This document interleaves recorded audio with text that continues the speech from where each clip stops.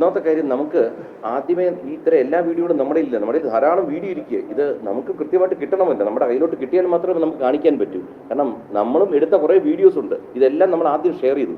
പിന്നീടാണ് ഇവർ വന്ന് നമുക്കെതിരെ ഇല്ലാത്ത ആരോപണങ്ങൾ മുഴുവൻ പറയുമ്പോഴത്തേക്ക്, അല്ല, ആ ആരോപണങ്ങൾ അവർ തന്നെ ഇന്നലെ ഒരു വീഡിയോ ഇട്ടിട്ടുണ്ട്. ആ വീഡിയോക്കകത്ത് നിങ്ങൾക്ക് ക്ലിയർ ആണ്. അവർ 3 പേരും സംസാരിക്കുന്നത് എൻ്റെ മകളുമായിട്ട്. അവരെന്തിനാണ് ആ വീഡിയോ ഇറക്കിയെന്ന് പിടികിട്ടുന്നില്ല. സർവ്വ കുറ്റസമ്മതം നടത്തി അവർ പണം എടുത്തിരിക്കുന്നു അവർ തന്നെ പറയുന്ന വീഡിയോ അവരിറക്കിയിരിക്കുന്നു. അതിൽ കൂടെ വേറെ തെളിവൊന്നും വേണ്ട. നിങ്ങൾ നോക്കിയാൽ നിങ്ങളെല്ലാവരും കണ്ടു കാണും. എനിക്കൊന്ന് ഇന്നലെ രാത്രി തന്നെ തന്നെ വളരെയധികം വ്യൂസ് വന്നിരിക്കുന്ന വീഡിയോ, അവർ റിലീസ് ചെയ്ത വീഡിയോ. എന്തോ മനഃപൂർവ്വം ഭീഷണിപ്പെടുത്തി പുറത്തു പറഞ്ഞാൽ കൊന്നുകളയും, രാഷ്ട്രീയ സ്വാധീനം ഉപയോഗിച്ച് തീർത്ത് കളയും എന്നൊക്കെ ഭീഷണിപ്പെടുത്തിയോട് അവർ പറയാൻ നിർബന്ധിതരായി എന്നാണ് അവർ പറയുന്നത്. അല്ല, അതാ പറഞ്ഞത്. അവർ പറഞ്ഞത് കേൾക്കുന്നുണ്ടല്ലോ. ഞാൻ ഈ നിർബന്ധപ്പെടുത്തി അല്ലെങ്കിൽ ഭീഷണിപ്പെടുത്തി എന്ന് പറയുന്ന ഏതെങ്കിലും ഒരു സംഭവം അവർ കൊണ്ടുവരട്ടെ. കൊണ്ടുവന്നാൽ തീർന്നില്ലേ? ഇതൊന്നും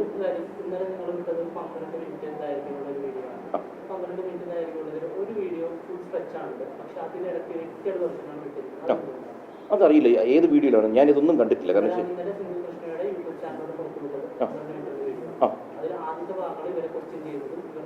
സ്വാഭാവികമായിട്ട് നിയമപരം എന്തെങ്കിലും കുഴപ്പമുള്ള ഭാഗങ്ങളുണ്ടാവും. അതുകൊണ്ട് നമുക്ക് എഡിറ്റ് ചെയ്യേണ്ടി വരും. ഞാനല്ല തെറ്റിക്കുന്നത്, ഞാൻ കണ്ടിട്ടില്ല. വേറെ കാര്യം ആലോചിക്കട്ടെ, ഇവരുടെ ഏതെങ്കിലും വീഡിയോകൾ നിങ്ങൾ കണ്ടിട്ടുണ്ടോ? ഇവർ ഈ പറഞ്ഞ ആരോപണങ്ങൾ ഉന്നയിച്ചിരിക്കുന്ന ഏതെങ്കിലും വീഡിയോ കണ്ടിട്ടുണ്ടോ? അല്ല, അതല്ല. ഇപ്പൊ ഈ പറഞ്ഞിരിക്കുന്ന ഇവരെ ഞങ്ങൾ മർദ്ദിച്ചു അല്ലെങ്കിൽ ഇവരെ മാനഭംഗപ്പെടുത്താൻ ശ്രമിച്ചു, ഇവർ ഈ പറയുന്ന ഏതെങ്കിലും ഒരു വീഡിയോ തെളിവോ എന്തെങ്കിലും നിങ്ങൾ ആരെങ്കിലും കണ്ടിട്ടുണ്ടെങ്കിൽ അതുകൂടി ഒന്ന് അറിയിക്കുക. ഞാൻ കണ്ടിട്ടില്ല.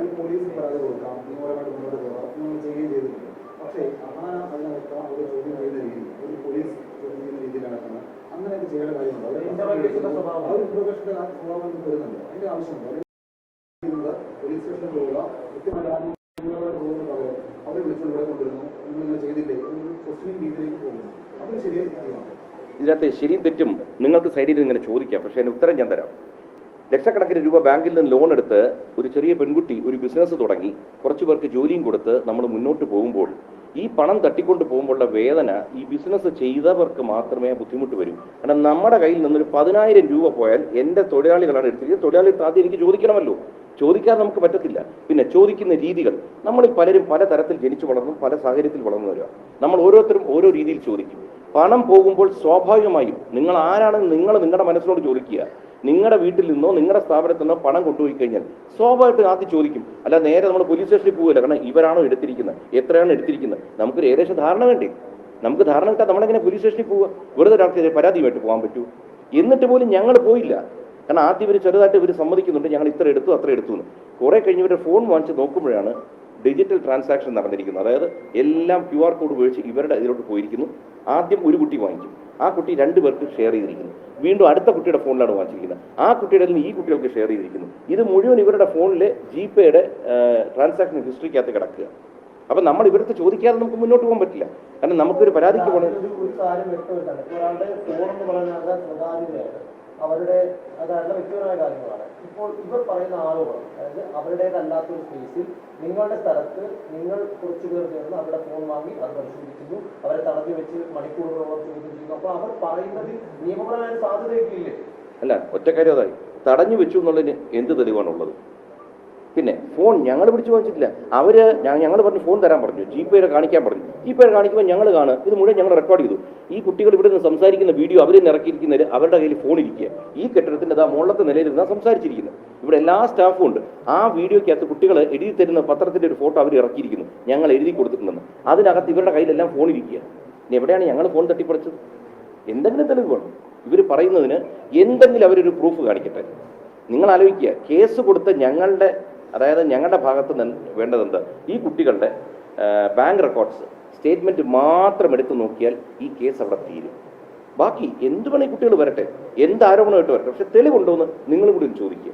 ഞങ്ങൾ എപ്പോഴും ഏത് ചോദ്യത്തിനും മറുപടി തരാൻ ഞാനിവിടെ ഉണ്ട്. കേട്ടില്ല, ഒന്നും ചോദിക്കാം. അതിന് കൗണ്ടറായിട്ടാണ് കേരളത്തിൽ പല കൗണ്ടർ കേസുകൾ ഉണ്ടായിട്ടുണ്ട്. പക്ഷെ കൗണ്ടർ കേസ് കൊടുത്ത ആ പെൺകുട്ടികളുടെ പരാതിയിലാണ് ഗുരുതരമായ കുറ്റങ്ങൾ ചുമത്തിയാണ് അങ്ങനെക്കെതിരെ കേസെടുത്തിരിക്കുന്നത്. ജാമ്യമില്ലാ വകുപ്പ് ചുമത്തിയാണ് കേസെടുത്തിരിക്കുന്നത്. അത് പോലീസ് തിടുക്കപ്പെട്ട് അങ്ങ് കൊടുത്ത പരാതി മുഖവിലേക്ക് എടുക്കാതെ കൗണ്ടർ കേസിന് കൂടുതൽ പ്രാധാന്യം കൊടുത്തു എന്ന് തോന്നുന്നുണ്ടോ? പോലീസ് അങ്ങനെ തിടുക്കപ്പെട്ടാണ് അത്തരത്തിൽ കാര്യങ്ങൾ ചെയ്തതെന്ന് തോന്നുന്നുണ്ടോ? തീർച്ചയായിട്ടും നിങ്ങൾക്ക് തോന്നുന്ന അതേ കൺസേൺ നമുക്കും തോന്നുകയാണ്. കാരണം വെച്ച് കഴിഞ്ഞാൽ ഞാൻ എല്ലാ ഇൻ്റർവ്യൂവിലും ഞാൻ പറയാറുള്ള സംഭവം, എൻ്റെ അച്ഛനൊക്കെ യൂണിഫോം ഇട്ടിരുന്നവരാണ്, ഞാൻ എന്നും യൂണിഫോം ഇടുന്നവരെ നമ്മൾ റെസ്പെക്ട് ചെയ്യാൻ മക്കളോട് പറഞ്ഞു കൊടുക്കും. അപ്പോൾ അങ്ങനത്തെ ഉത്തരവാദിത്തപ്പെട്ട ചുമതലയിലിരിക്കുന്ന ഒരു ഉദ്യോഗസ്ഥൻ എപ്പോഴും അൺബയസ്ഡ് ആയിരിക്കണം. ആര് തെറ്റ് ചെയ്തോട്ടെ, ഇപ്പം നമ്മളും എന്താണ് പറയുന്നത്, നമുക്ക് അനുകൂലമായൊരു തീരുമാനം വേണമെന്നോ നടപടി വേണമെന്നോ അല്ല, നിഷ്പക്ഷമായൊരു അന്വേഷണം നടത്തുക. ആ നിഷ്പക്ഷത ഇതിനകത്ത് എവിടെയോ മിസ്സിംഗ് ആയിട്ട് നമുക്ക്